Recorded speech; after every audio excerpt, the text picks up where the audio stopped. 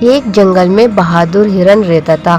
وہ ہمیشہ سچ بولتا اور کبھی بھی جھوٹ نہیں بولتا، اور جو جنگل میں جتنے بھی جانور ہوتے تھے وہ سب اس کی بہت عزت کرتے تھے، کیونکہ یہ کسی کو بھی دھوکہ نہیں دیتا، اور سب جانور جو ہوتے وہ اس سے بہت زیادہ خوش تھے۔ ایک دن کیا ہوا کہ جو جنگل کا بادشاہ شیر ہوتا ہے، اس نے سب جانوروں کو اکٹھا کر لیا اور ہرن کو بھی بلا لیا۔ باقی جو اس کے جو دوست وغیرہ ہوتے ہیں ان سب کو بھی اکٹھا کیا۔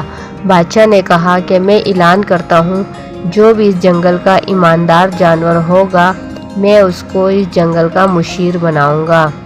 یہ سب سن کر جانور وغیرہ جو ہوتے ہیں بہت زیادہ خوش ہوتے ہیں اور خوشی سے تالیاں بجانے لگ جاتے ہیں۔ ہرن بھی بہت زیادہ خوش ہو رہا ہوتا ہے، کیونکہ وہ اس جنگل کا سب سے زیادہ ایماندار ہوتا ہے۔ لیکن جو کچھ جانور بیچ میں ایسے بھی ہوتے ہیں جو حاسد ہوتے ہیں اور بادشاہ سلامت کے کان بننے لگ جاتے ہیں۔ بادشاہ ان سب کی باتوں کو غور سے سن رہا ہوتا ہے اور نمبر سے سب سے پوچھتا ہے کہ اس جنگل میں سب سے زیادہ ایماندار کون ہے۔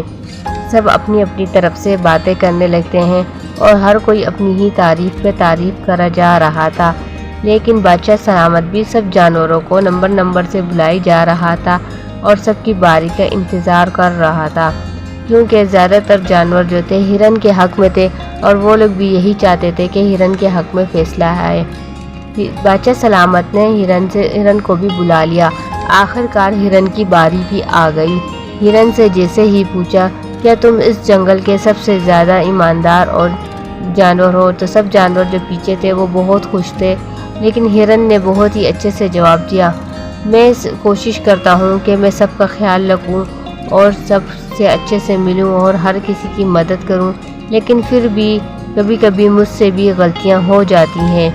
یہ ساری باتیں سن کر جو شیر ہوتا ہے سوچ میں پڑ جاتا ہے اور ہرن کو بولتا ہے کہ تم ہی سچے دل کے مالک ہو اور تم نے ہی صحیح بولا، کیونکہ میرے پاس جتنے بھی جانور آئے تھے وہ سب اپنی ہی تعریف کیے جا رہے تھے اور اپنے آپ کو اس جنگل کا مشیر بنانے کا سمجھ رہے تھے، لیکن میری نظر میں تم اس جنگل کے مشیر بن سکتے ہو، کیونکہ تم نے اپنی تعریف نہیں کی اور اپنی خوبی بھی بتائی کہ میں بھی غلطی کر سکتا ہوں، آخر مجھ سے بھی غلطی ہو سکتی ہے، لیکن میں اپنی طرف سے پوری کوشش کرتا ہوں کہ میں سب کا خیال رکھ سکوں۔